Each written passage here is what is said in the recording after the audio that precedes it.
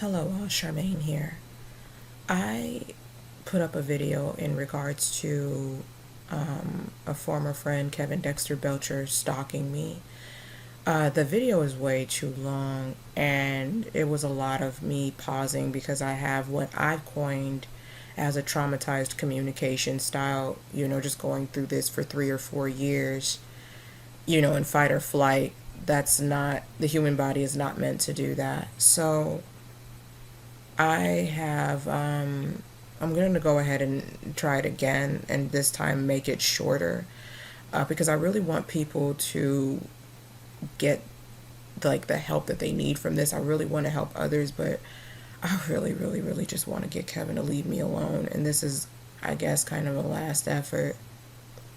So, I'll just jump straight into it. So, basically, Kevin has been stalking me for like the past 3 or 4 years and won't leave me alone.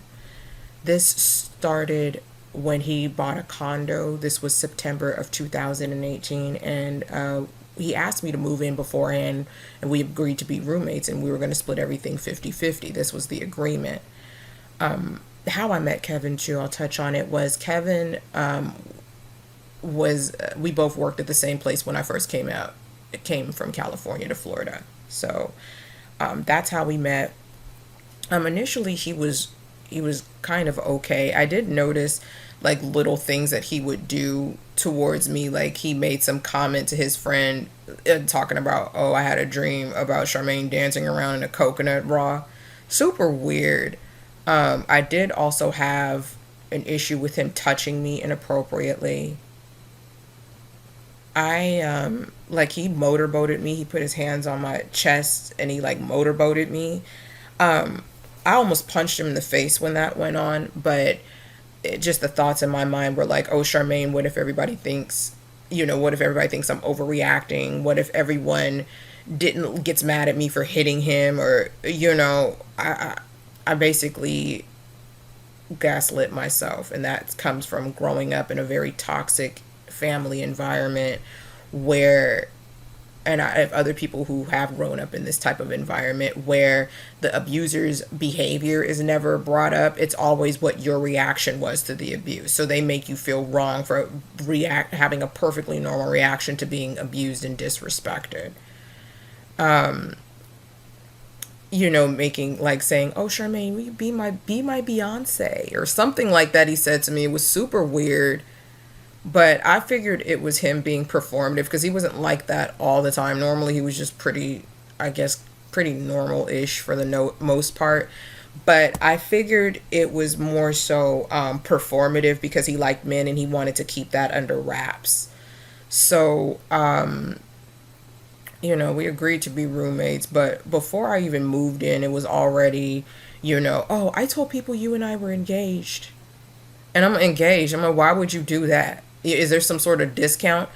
No, I thought it would make us look better, was what was said to me.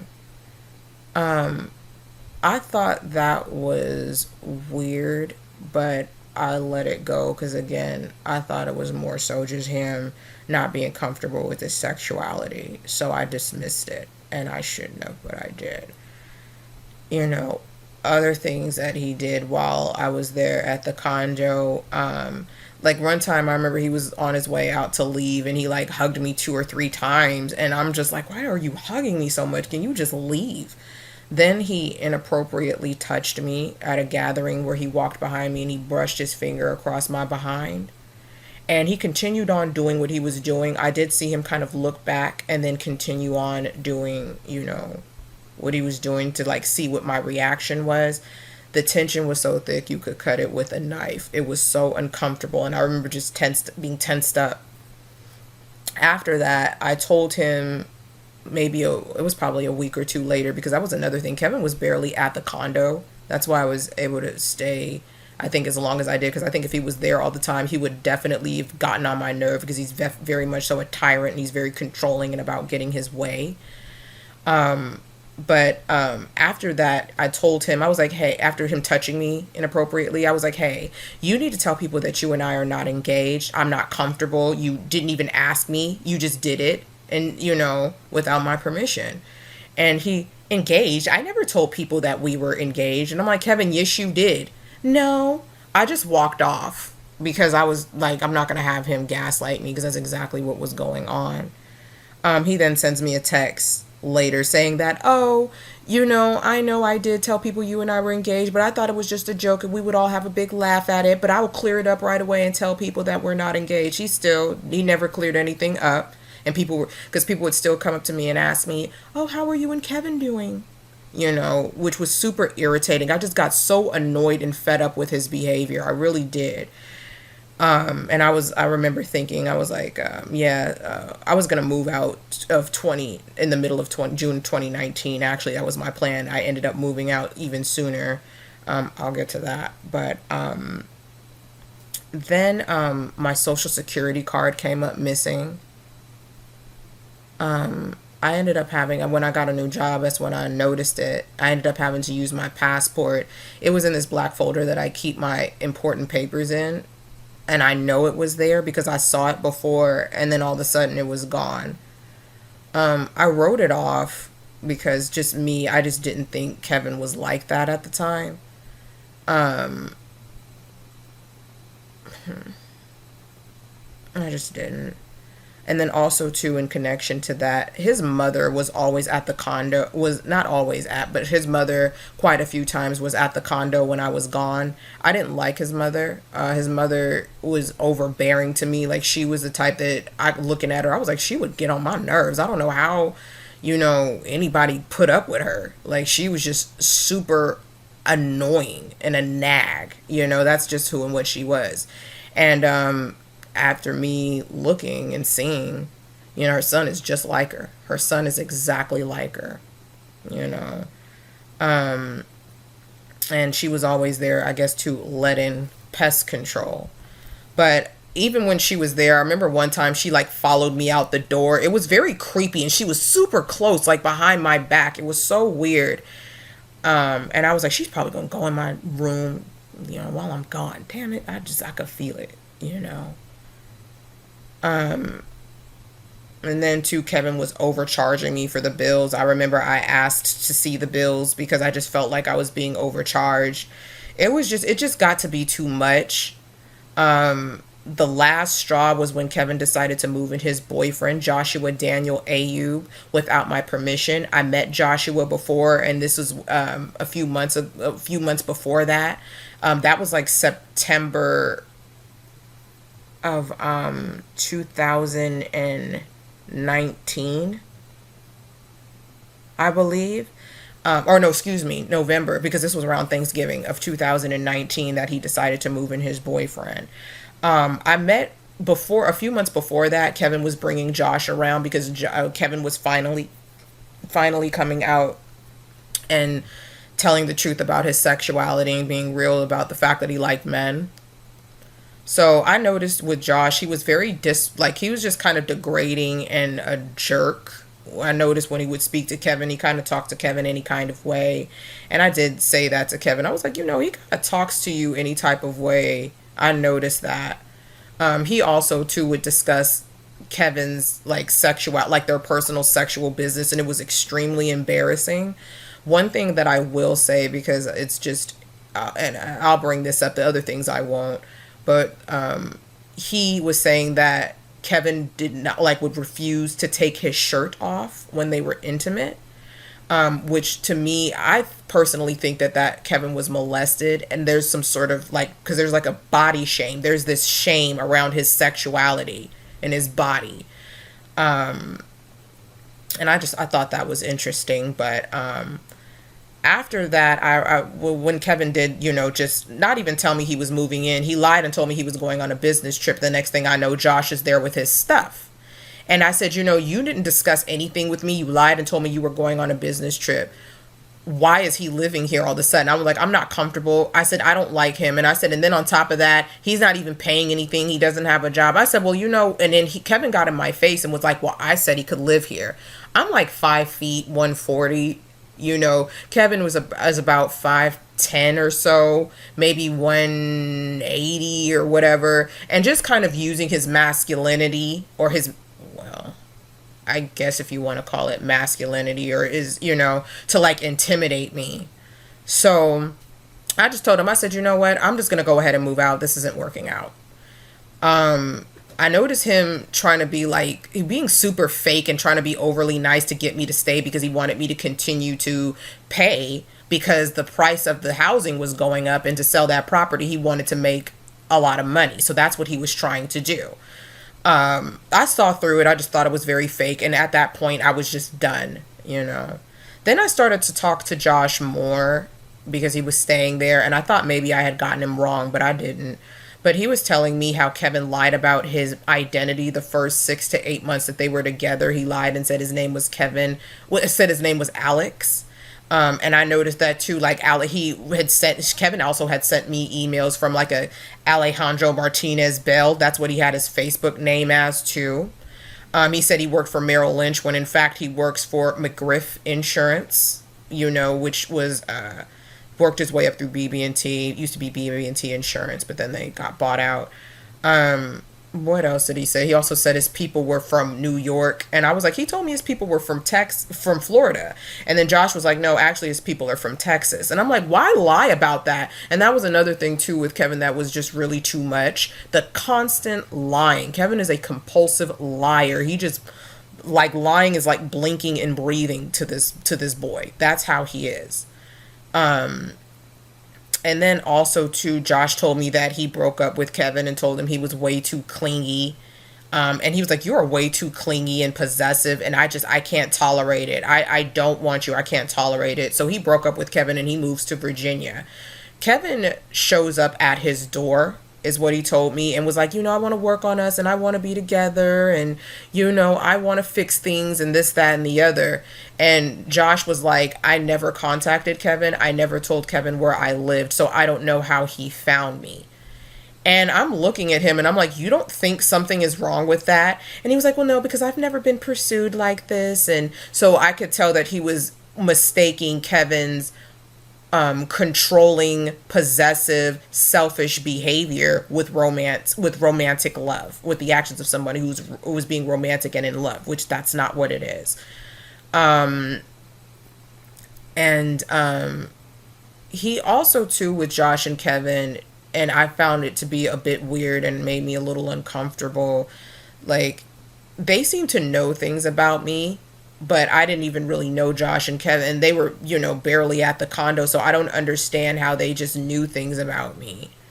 I do remember Josh telling me that Kevin was like, yeah, me and him aren't friends, and he was saying that I was extremely isolated. And I'm like, how did he know that? Because I was basically, you know, going through a time, and am still in a time, where I did cut off my family because it's just toxic, and I, you know, was starting to look at the choice of people as far as like friends that I would have in my life, because it was just residue from being in a toxic family dynamic that I didn't really, you know, I kind of was starting to see that, and I was like, maybe I need to reevaluate how I pick my friends. So I was very isolated, but how did he know that? Then he made a comment saying that he was asking Kevin, like, why is Kevin so obsessed with me? I just thought that was kind of strange, you know. At this point, just with Kevin and his behavior, I just became very creeped out. I just felt uncomfortable. And I just felt like there was something going on in the background that I wasn't knowing, some sort of plotting, and I felt uncomfortable. In fact, I remember when I was at the condo, I would wake up in like panic attack mode, like, Charmaine, you need to get the hell out of here.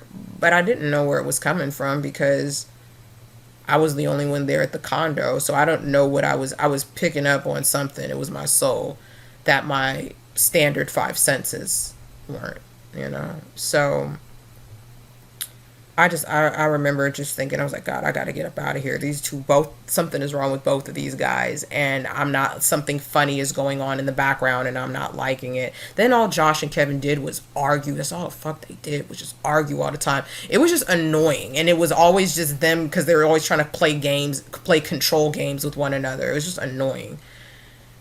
I remember while I was packing my stuff up, though, I remember Kevin giving me this look. It was just, he was just dead in the eyes. And he just gave me this evil smirk. I remember like getting chills. I remember the hairs, my hairs on the back of my neck standing up. It was so weird. I was afraid. And when I moved out, I sent Kevin a very detailed email. And I was like, you and I are no longer friends. Do not contact me. Because I felt like I had to. Something was just telling me, like, hey, you need to make sure you have documentary evidence saying that you told this dude to leave you alone. So I did. And then I moved out. I did find out after that Kevin sold the condo for $130,000 and I got in profit, and I got nothing, and that those properties were kept going up. And I was like, oh, that's why he was trying to be nice and butter me up for me to stay so he can try to collect money, because he's just a douchebag. Also, too, when I got to my new apartment and unpacked my stuff, a lot of my dishes and stuff were missing. My microwave was damaged. So Kevin, Josh, and his mother, Elizabeth Belcher, had stolen and damaged my property. It was minor stuff, though, and I was like, I could just replace it. I'm just glad to be out of that place. Something is wrong with these people, and I'm not liking the vibe that I'm getting. So, I did contact, Shaniqua, because that was another thing too. I don't know if I mentioned it, but he would invite, I didn't really care for her because I noticed with her there was always these nasty comments to me. There was like this level of animosity she seemed to have towards me that I really did not like.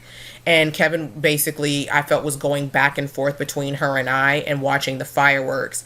And as I'm telling her what happened, I know she didn't like Joshua very much, and she let it be known that he like made a racist comment or something, and she checked Kevin about him coming over there. But when I was telling her what went on and him scamming me out of money, and she was like, you paid that mortgage. And then when I told her that he told people he and I were engaged, oh, he didn't tell me that part. Oh, well, that's weird, is what she said. So by that, I was like, oh, you knew what was going on, and you sat here and you didn't do anything, yet you want to have protector of black women or supporter of black women on your Facebook page? Wow. And that you're a Christian? Whatever. I ended up just cutting her off, and I left it alone, thinking that everything was just done and I was just going to start over. But, nope. So, second part of this, now I'm getting into what went on when I moved out into my new apartment. So, April 9th of 2019, because I moved out March of 2019. The night before that, I remember waking up and hearing my front door close and lock. I wrote it off thinking that it was the trash valet outside. And that morning, April 9th, 2019, I went looking for my keys, and my keys were gone. I immediately felt sick to my stomach because I was like, I think Kevin has something to do with this. But then I was like, no, Kevin doesn't even know where you lived. You cut him off and told him to leave you alone. You're overreacting, So, I had to walk to work because after moving and everything, I didn't have the money for a new key. Also, too, I was kind of hoping my keys would turn up. I dumped out my purse that I always keep everything in multiple times. Didn't find it. I looked around my apartment and everything. I just left my purse at home, at my apartment, and I just started to walk to work with just my laptop and my little wallet. After I bought a replacement key for like $250, I came back one day and I found my keys in my purse that I dumped out multiple times. I started shaking.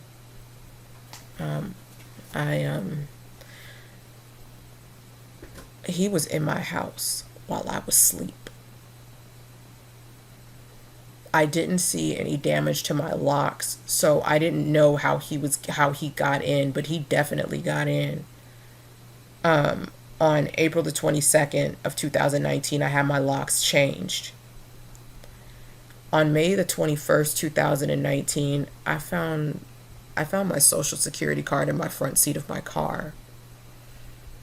And I know I didn't leave it there. And that explained to me, and I was like, oh, Kevin and or his mom and or Joshua would took your social security card. I more so think it was Kevin and his mother who did it, and or his mom. I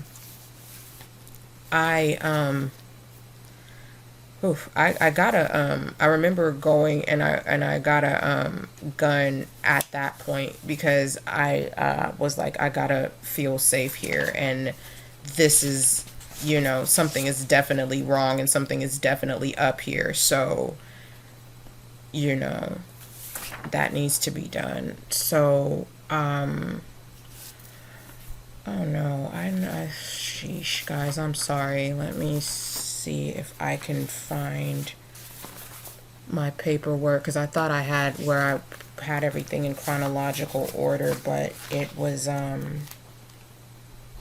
the wrong sheet. I'm so sorry, guys. I'll probably see if I can edit that part out, if I could find it quickly.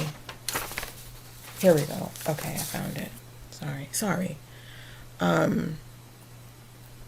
It was just like a sick way of saying I'll always know where you're at. That's just evil. That's just evil for you to pick on a single female with a group of men, So I was like, I need to get a restraining order, but I'm going to need evidence because nobody's going to believe that I'm being stalked and harassed by a sexually confused guy and his friends and whoever else he decides to pay. So I on June the 29th of 2019, I did a background check to see if I could find anything as far as like him stalking anyone. I didn't find anything about stalking. I did find something about retail theft he did July 25th, 2008.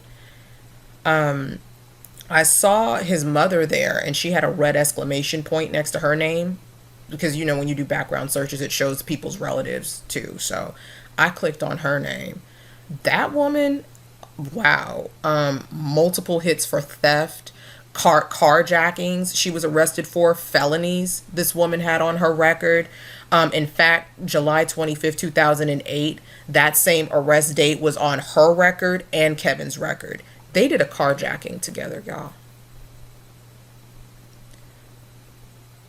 I was mind blown. I was totally baffled and mind blown because I'm like, who pulls licks with their mom? Like, what is that about? And I immediately thought to myself too, because Kevin, I used to be a teller at a bank, and so was Kevin. You have a lot of access to people's social security numbers, date of birth, how much money they have.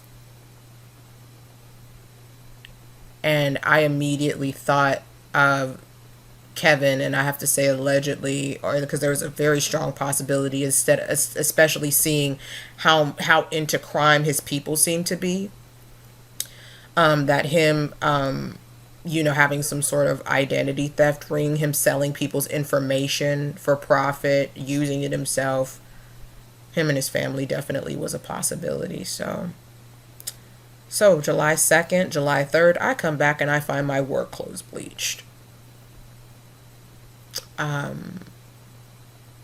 There was, again, no forced entry, and this was after I had changed the lock. So I still didn't know how Kevin was getting in. The way that it was done, though, I knew it was impossible that my clothes just got bleached like that. But the way that it was done, though, it would have been dismissed as an accident. So still tried to get evidence. So a couple of months later, I bought a hidden camera to see if I could catch Kevin. While I was shopping for a hidden camera, just going through and browsing, I did notice that quite a few of the electronics I saw were in the condo. And I realized Kevin had been secretly recording me. And that's how he and Josh seemed to know so much about me, was because I was being secretly filmed without my permission. God. Oh, that's just disgusting. That is completely disgusting. And it's just very unnerving and scary as a female for two males to be so vicious to you like this. And so calculated, and it's just like a lot of psychological games. It's just gross. I still bought a camera anyway, just hoping that it would work, hoping I could find a way. I tested the camera for about 2 weeks. It worked perfectly fine. So on September the 8th, 2019, I did a background check again. And then on September the 11th, I come back and I found my bathroom wall had been torn up and damaged. And all footage after 10:30 in the morning, so between 10:30 in the morning to 5 p.m. to when I got home, was all gone, was all wiped away. Never had any issues before. I did have some footage of the maintenance workers being in my apartment beforehand, but after that, everything was gone. So I emailed Terrence LeRae Collins. He was the agent that I had talked to in order to rent my apartment anyway. I had talked to him quite a bit. You know, he would talk to me about like his little relationship issues and stuff like that. So I thought we kind of, well, not necessarily had a rapport, but I just knew him and I didn't really think much of it. I did notice too, and I'm gonna speak to this because now it made sense. When I was first renting an apartment, they had me in the back. Now, when I came time for me to move in, they switched my apartments. So now I was right across from the rental office. There's a huge window where Terrence sits, where he just can look out the window. He can see my comings and goings. You can see my car, you know. So it was a way for him to monitor me. So when I talked to Terrence, I sent him an email and I was like, hey, was staff in my apartment because my bathroom wall is tore up? And he was like, yeah, what was damaged? And I was like, my bathroom wall. And I sent him the picture. And he was like, oh, okay, thank you. I decided to go there the next day and speak in person because I was not going to be charged for any of that. Because normally, too, if they're in my apartment, they're supposed to leave a work order and they did not leave one. So, you know, how they're supposed to leave a work order when you're in your apartment when you're gone. And that wasn't done here. So I noticed I'm talking to Terrence and I was like, yeah, there was damage done to my bathroom wall. Terrence is like damn near hyperventilating. You can see his eyes are kind of bugged. You can see the pulse thudding out of his neck. But I told, and I said, like, don't come into your apartment. And I made a note to not come into your apartment anymore. And I'm looking at him because Terrence had never acted that way towards me. And I immediately made the connection that I'm like, okay, Kevin is coming into my apartment. You're well aware. I don't know if you guys, because Terrence likes men as well. And another thing that I'm gonna say about Terrence is when I first met him, he said that he was engaged to a female. I never asked him who and what he was engaged to. So why are you volunteering the information of you being engaged to a female when I didn't ask you? So, and I say that to say that you have to be very wary when people volunteer lies to you. It's one thing when you ask a question and people lie to keep you out of your business, to keep you out of their business. But when people are volunteering lies to you, it's because they want to manipulate and shape your view of them. So you're dealing with a manipulator and probably an abuser, probably with someone with a cluster B personality disorder. So please keep that in mind. Yeah, he started fidgeting and everything. And I figured him and Kevin are either romantically involved, he's being paid, or I more so think a combination of the two where, you know, he's allowing him to access in my apartment, which is totally unsafe. Kevin is completely unstable. And for me to be paying you guys rent, for you to be putting me in danger.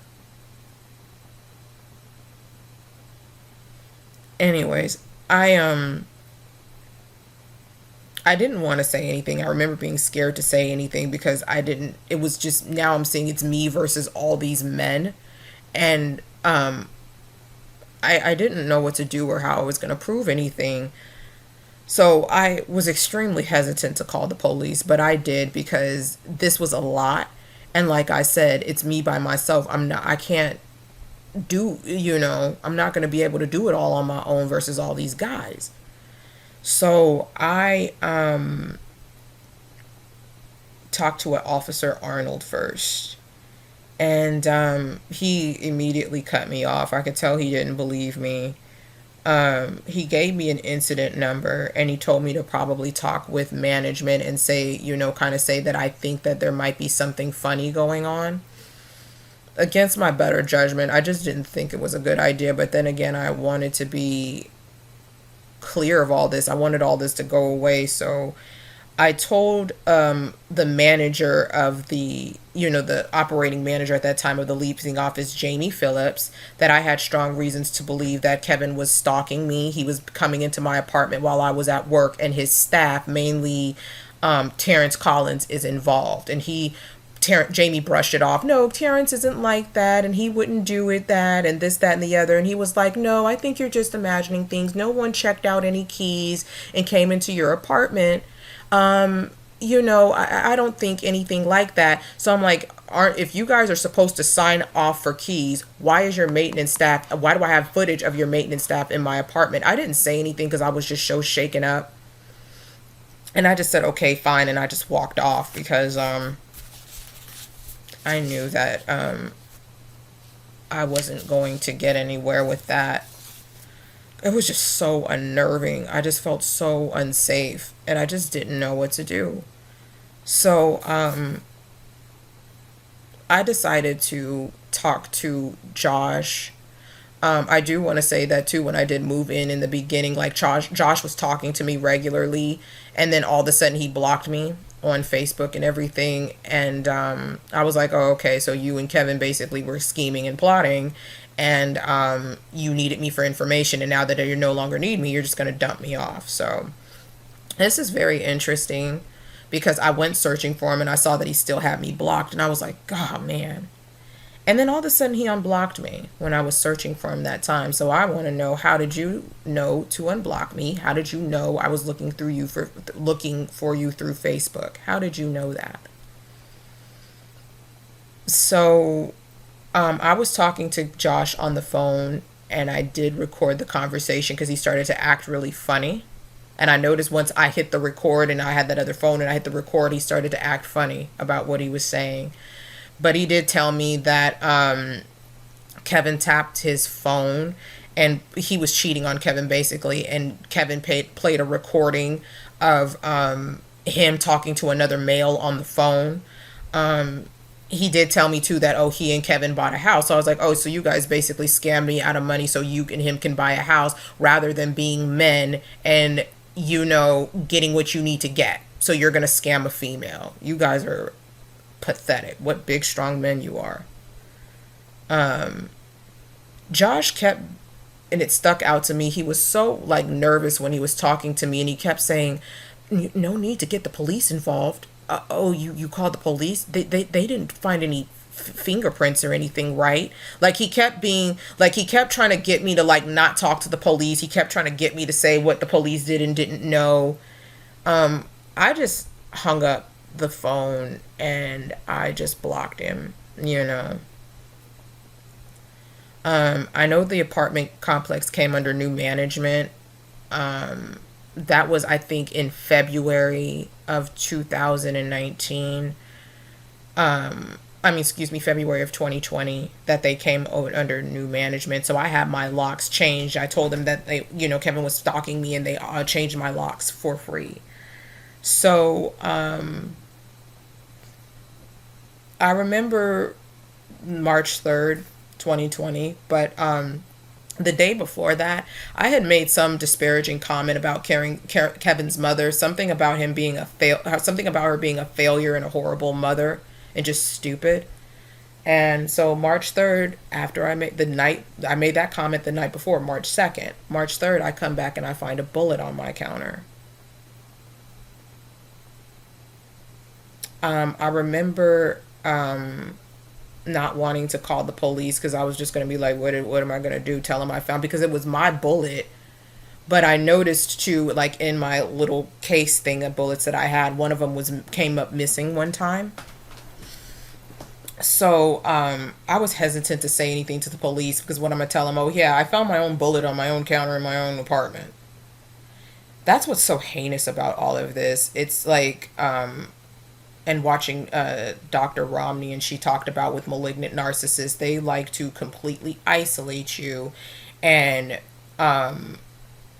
keep you in a form of being helpless so they can abuse you. And with the type of abuse Kevin is doing, because there's no evidence, people are going to gaslight you and tell you no, that's not what happened, or going to talk to you like you're crazy and mistreat you and disrespect you, and they're not even going to come to help you. And then also too, with him, having money and able to pay and manipulate people into whatever. So I'm just trapped. I the supervisor told me, they were like, look, you need to contact the police and let them know. So I contacted the police. It was an officer Sullivan. She was a female. She seemed to be pretty okay. She was pretty nice for the most part. And Officer Sogara, he was a complete jerk. He was asked me if I was on meds, and then was like, I'm not taking any story about this. Yeah, it was disheartening, but I could kind of understand, because it's like, you don't know me from a can of paint, and here I am telling you this crazy story, and then on top of that, I'm hysterical and I'm scared again with the traumatized communication pattern. So I that was that. Then one day, I don't remember when this was. It was probably between then and when it was time for me to move out. Something was telling me to check the smoke detector. I don't know. That was God, and I didn't listen. But well, not all the way. I did buy a lighter, and I checked the smoke detector, and I noticed one of them had 1080i on the back. I didn't know what that meant. I thought it meant voltage or something. So I put it back. And then also too, I was just, from everybody telling me I'm being paranoid and treating me as if I'm crazy, I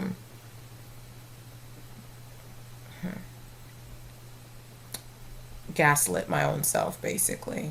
But then I just had this inkling to go and look at the smoke detector again.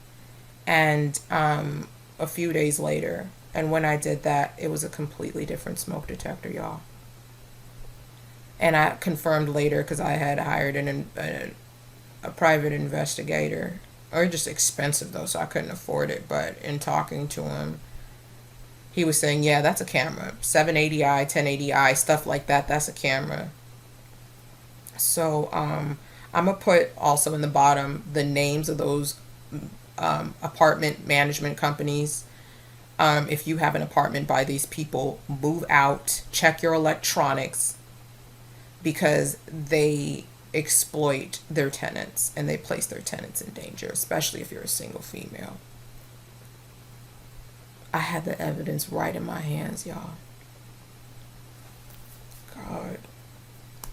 I'm so mad at myself. I'm so mad at myself. God was telling me right there, because it's like, how did I know that was God. I know that was God, because I would have never even thought to do that.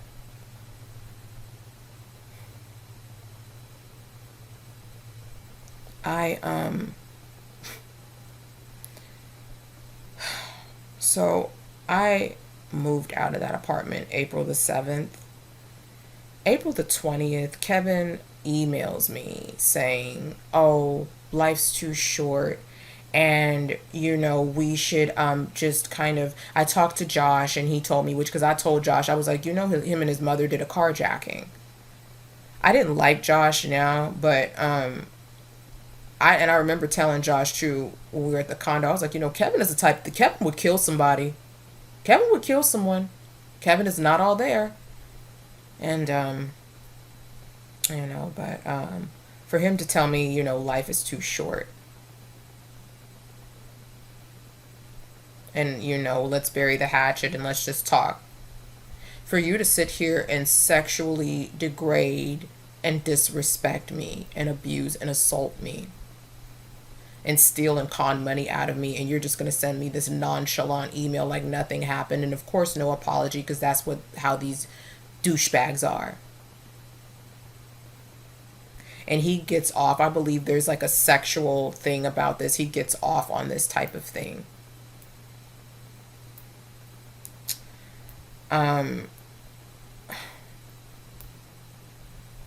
This is just sick. But I'm going to go ahead and end it right here because it's significantly shorter. And at least I put it into 2 parts so that way it's easier to watch. I'll go ahead and just make a second video of things that I left out and or forgot to mention. And then, yeah, so it's just that feeling that the male staff were watching me. Oh, I forgot to mention too, they would make little comments. I noticed that they would look at me in a kind of a sexual way. It was uncomfortable. It was very uncomfortable. And one of them made a comment to another about, I don't really understand Spanish, but I kind of understand, but there's something said about a gun or me having a gun, and he kind of went like pow pow, and then he kind of like, with his friend, kind of went like that towards me, and they both started to laugh. And I don't know how he knew that I had a gun because I never showed it to him or furnished it outside of, the apartment. I mainly just, when I came back home, I would pull out my gun and walk through my apartment and make sure that it was okay and it was safe. And he's talked about that and it was like it was funny. So he had the male staff watching me. It's this feeling of just being, I feel like I was gang raped.